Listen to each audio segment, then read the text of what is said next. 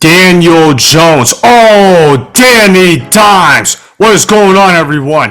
This is Sports Guy Talking that you guys are listening and watching to. I am Dustin Tran, your host, as I am here today to talk about the New York Giants giving Daniel Jones a brand new contract. Not just a brand new contract, but an expensive one. Yes, the New York Giants just paid Daniel Jones 4 years for $160 million. Before I say anything else though, I want to present you guys with the topic question. So here it is. What are your takeaways from Daniel Jones's new contract? And what I've got to say about this addition that the New York Giants just made with this contract is that this is a horrible mistake that they made. They overpaid Daniel Jones massively. Daniel Jones just threw 15 touchdowns this past season in 16 games. To put that into perspective, he threw for less than one touchdown per game, and now the New York Giants are now paying him $40 million per year on average. I've heard that the New York Giants, they front-loaded the deal and that there is an out after 2 years, but nonetheless, this is still a massive overpay for the Giants because Daniel Jones is not necessarily a great passer of the football. He's not even necessarily a good passer of the football. He's not even an okay passer of the football. To put this into perspective, Daniel Jones has not been a good quarterback in terms of throwing the ball. Now, running the ball, he's been pretty good at that, but I wouldn't even say he's elite in that category outside of last season, because Daniel Jones has not done a good job being able to showcase of being a difference maker.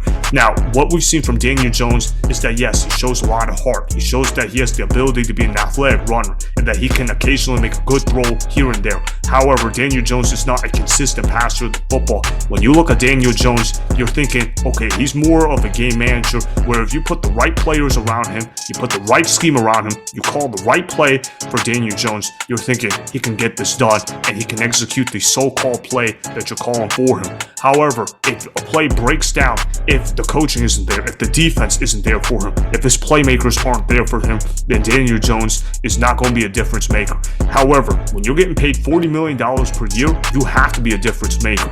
That's the reality of the situation. If you're getting paid all that money in a hard cap league, that means that you have to be a difference maker. That means you have to make up the gap that those other players that are not getting paid $40+ million are getting. It's just the reality of the situation. When you look at what Daniel Jones is doing, he's shown that he can do some things really well. But is he really a polished passer? No, not really. Has he ever shown you that he can win an MVP? No, he hasn't done that. Has he shown you that he could be a future Pro Bowl quarterback? No, not really. And why do I say that for that last part?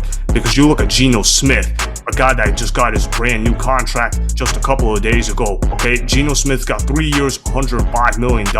He's actually been a Pro Bowl quarterback, and although he only had one good year, it was better than all the years that Daniel Jones has played in the National Football League. And honestly, what I got to say about this is that the New York Giants are paying Daniel Jones based off of 2 games they had against the Minnesota Vikings this past year, where he actually looked really good throwing the football. However, Daniel Jones has not shown that he is capable of playing at that level outside of playing against the Minnesota Vikings defense. When you look at what Daniel Jones is doing, what Daniel Jones has shown is that, okay, maybe he can be a top half quarterback if everything right goes around him. However, you could say that about any quarterback in the National Football League. So that argument goes out the window. I've heard justifications about how the New York Giants, they're going to end up being okay with this contract because the Giants, they had horrible receivers. Daniel Jones didn't really have any weapons to play with. So when you look at it from that perspective, maybe you think, okay, if you can get some weapons around Daniel Jones, maybe he can become a better quarterback. But that doesn't really matter though, because if you're getting paid all that money, you have to be a difference maker. You have to show that you can elevate your supporting cast around you.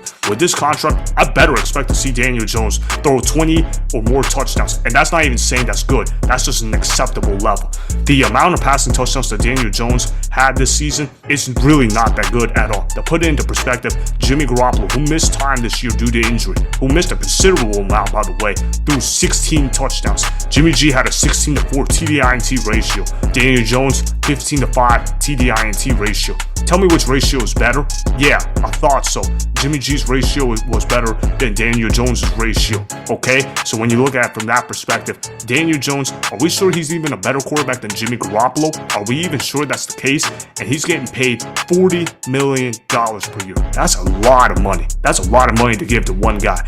What I gotta say is, Brian Daboll, you're a fantastic head coach. You're gonna have to take it up another level though, because now you're going to be having to have a $160 million quarterback on your team. team, you're going to have to be able to elevate him even more than you did this past year, because if Daniel Jones stays at the level that he did this past year, that is not going to be an acceptable contract. He's not a difference maker. He's not a guy that makes you say, wow, he can make plays happen. And there's nothing wrong with the guy that can't do that, except he's getting paid $40+ million. So that means he has to be able to do that. When you look at the top guys in the league, you think about Patrick Mahomes, difference maker. When you think about Aaron Rodgers, you think of a difference maker. When you think of prime Russell Wilson, in his prime, was he a difference maker?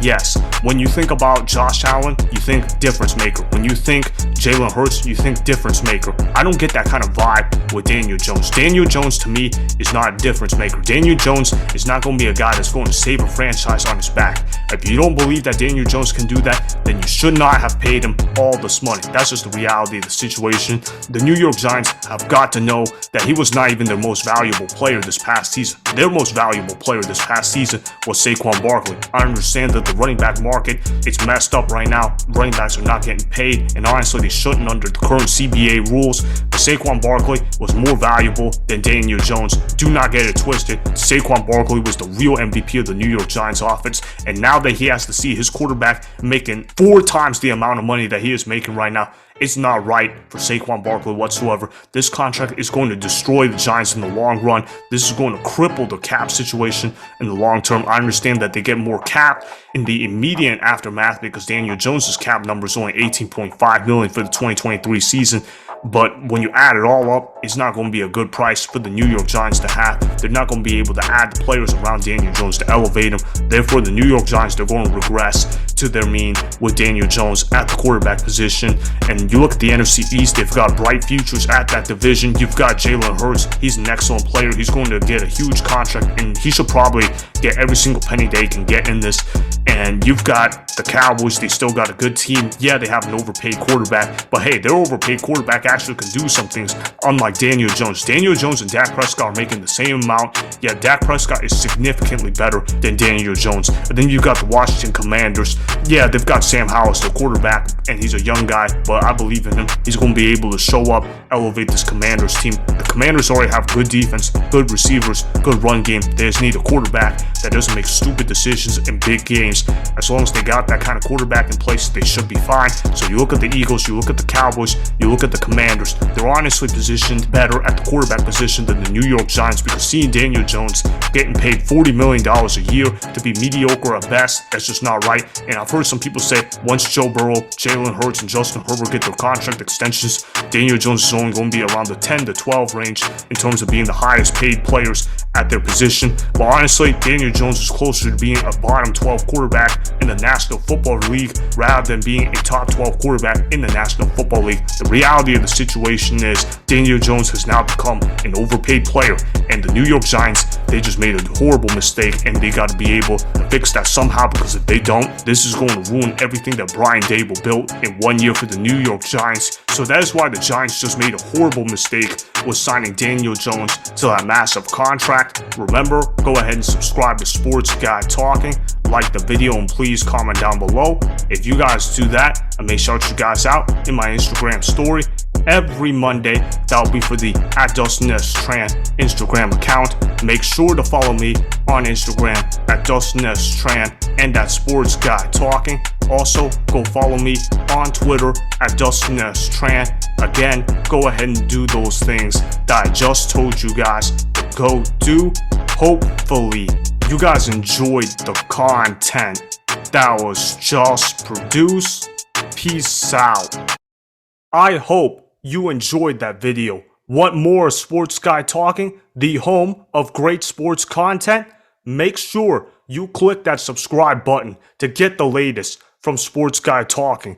Go ahead and like the video, comment down below, check the description box on the video in order to follow my Instagram and Twitter. Also, be sure to check out more of the best clips from the YouTube channel Sports Guy Talking.